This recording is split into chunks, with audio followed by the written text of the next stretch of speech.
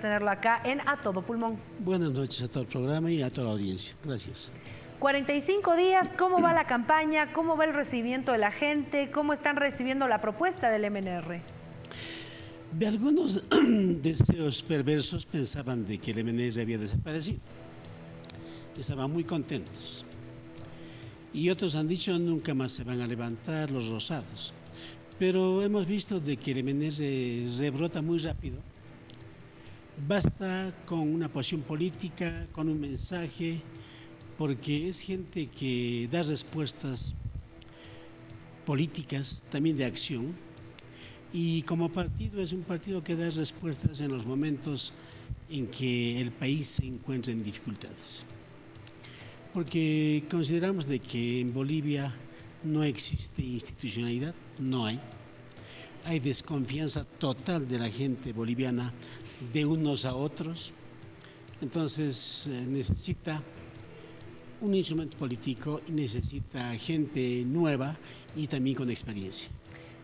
El decir Bolivia necesita institucionalidad, ¿cómo el MNR piensa, si es que llega a ser gobierno, cambiar eso? ¿Cómo le devuelve la institucionalidad? ¿Cuáles serían las primeras decisiones? ¿Cómo es tradición en los primeros 100 días que harían? Primero hay que reformar la Constitución. Sin eso nada se mueve. O sea, lo primero es una reforma a la Constitución. Claro, ¿Y qué cambiamos en la Constitución? Por ejemplo, toquemos un punto que es delicado, el órgano judicial. Se ha convertido en un chiste y al mismo tiempo se ha convertido en el aparato que protege la corrupción y todas las formas de violación de la Constitución. ¿Se eliminaría la forma de elección? Claro, hay que eliminar, no sirve, es demasiado jocoso. Basta ponerse un poncho, ponerse un chulo para ser magistrado. Nosotros queremos gente capaz, probó. Hay gente capaz en todo el país, en cada departamento, y cada departamento puede proponer ternas para que la gente proba vaya a ese órgano judicial. ¿Eso estaría en manos de la Asamblea, la elección? En la Asamblea, claro. De ternas propuestas por departamento. Hay que reformar, sí, hay que reformar la Constitución y abrir la posibilidad de que los departamentos propongan los nombres de los futuros magistrados. ¿Qué otra reforma se haría a la Constitución? Hay que terminar con ese cuento de las 36 nacionalidades. No existe eso. ¿No existen 36? No existe eso. Es una copia grosera de la Unión Soviética y puesto con la huipala en Bolivia. Y yo sostengo de que en la Constitución existen fantasmas. ¿Cuáles son los fantasmas? Son los indígenas. ¿Por qué? Porque no hay indígenas en Bolivia. No hay ni uno. No existe lengua indígena, ni costumbre indígena, ni territorio indígena. Entonces, ¿Por qué qué? Porque ese término es bien colonial y latifundista. ¿Quién llama indígena a alguien? El colonizador, el dominador o el que ha aplastado a las culturas. En Bolivia existen aymaras reales, en carne y hueso, existen quechuas, existen también mestizos y existen los guaraníes y las comunidades evidentemente del oriente, pero que no son indígenas, son mocetenes y huracares. Entonces acá se ha entrado en una especie de bautizo generalizado para negar identidades y se manejó el indígena durante los 13 años. En los 7 años ha sido el sujeto político del MAS. Con eso ha engañado a medio mundo y ha engañado al mundo europeo, al mundo americano, al asiático. Entonces no hay. Aquí los bolivianos tenemos 4 pilares importantes. Aymaras, quechuas, guaraníes y mestizos. Esos son los pilares fundamentales de la bolivianidad. ¿Qué otra reforma se haría en la Constitución? A ver, otra reforma es la cuestión de la propiedad de la tierra. La tierra en Bolivia, tanto en el oriente como en el altiplano, no es sujeto de crédito. Es decir, que el campesino no puede vender ni hipotecar su tierra en este momento. todo el norte integral de Santa Cruz y todo el occidente de Bolivia. Si la gente no puede decidir sobre su tierra, entonces nunca va a tener acceso al crédito, nunca va a poder vender. Una ley permite valorizar la tierra, es decir, una vez hecha la ley, las hectáreas o las hectáreas del altiplano van a tener precio en dólares. Por tanto, el campesino va a venir con su título y va a ir al banco y va a decir, señores, quiero préstamo para mejorar mi agricultura, comprar maquinaria, comprar semillas.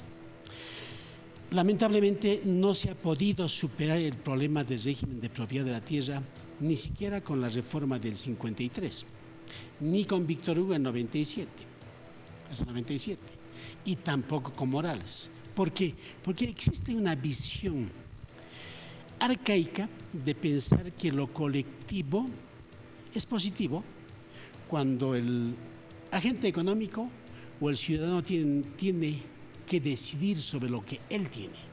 En este momento no decide. O sea, en este caso eliminaríamos este concepto de tierras comunitarias, comunes. Claro, no tiene sentido, es una ley antieconómica. Por ejemplo, ¿cuánto producen los ayllos del altiplano? ¿Cuánto aportan al PIB?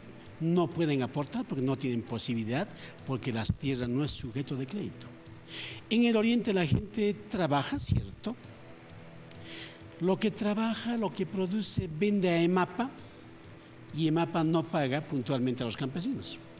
Y además les chantajea en venderles urea o semillas. Entonces no podemos trabajar y así. El mundo ha cambiado muchísimo, hay que jugar en el mundo contemporáneo y en el mundo contemporáneo hay que jugar con decisión y decisión individual. Ahora, hablando de algunas decisiones que tomarían en caso de estar en el gobierno, ¿qué pasa con las nacionalizaciones? ¿Qué pasa con los bonos? ¿Y qué pasa con el doble aguinaldo? A ver, vayamos por el doble aguinaldo. El doble aguinaldo es una medida discrecional para repartir el excedente. Como tal, afecta a la pequeña empresa como también a la mediana empresa, porque no existe en Bolivia la gran empresa o la empresa grande. En Bolivia no hay ni 5 empresas que estén jugando en el mundo, exportando, ganando nichos de mercado, no existe. Ahora bien, ¿cómo hacemos para responder a la pregunta que usted hace? Primero vamos a estimular la creación de al menos 200 empresas privadas que tengan la capacidad de producir, generar empleo, exportar y también pagar después de algunos años impuestos. Esa es la respuesta. ¿Se habría flexibilización con el tema de impuestos? Hay que hacer eso, porque en Bolivia el sistema tributario es una guillotina para el empresario, tanto pequeño como grande. Entonces la gente trabaja y da casi el 48% de lo que gana para el Estado. Y el Estado no responde como debía responder. El Estado gasta en propaganda política. Hace 13 años que comemos, desayunamos y cenamos propaganda política. Eso no es producción. ¿Qué va a pasar con los bonos? Cuando se crean empresas que generan empleos, el hombre que tiene trabajo no necesita bonos. El bono dignidad, que ha sido creado por Goni, va a continuar, porque ese bono es un bono especial para una capa de la población. El resto tiene que verse con el proceso productivo y la creación o generación de excedente. Cuando existe excedente y se reparte, la gente no necesita bono. Pero también debo decir, los regímenes comunistas empiezan dando bonos o botellas de leche al inicio y luego les obligan a hacer fila y luego les obligan y les someten. Entonces no queremos nosotros, queremos un país con una economía libre o libertad económica, queremos ciudadanos, trabajadores, empresarios que decidan qué es lo que van a hacer y cómo van a jugar en esta época. Bueno, todavía tenemos bastante camino por recorrer. Yo sé que no va a ser la última vez. Es un placer tenerlo acá y conocer las propuestas, porque eso es lo que quiere saber la gente. ¿Qué proponen los candidatos para elegir este 20 de octubre? Ha sido un gusto. Gracias. Nosotros somos concretos y propuestas claras y no hay aquí a medias, digamos, ni siquiera es hipotético, sino planteamos las cosas porque el MNR tiene experiencia. Le agradezco mucho. Y gracias. Un placer haberlo tenido acá. Tenemos más, Ricardo. Y mucha atención porque el mes de septiembre Almacenes Lafayette abre sus puertas con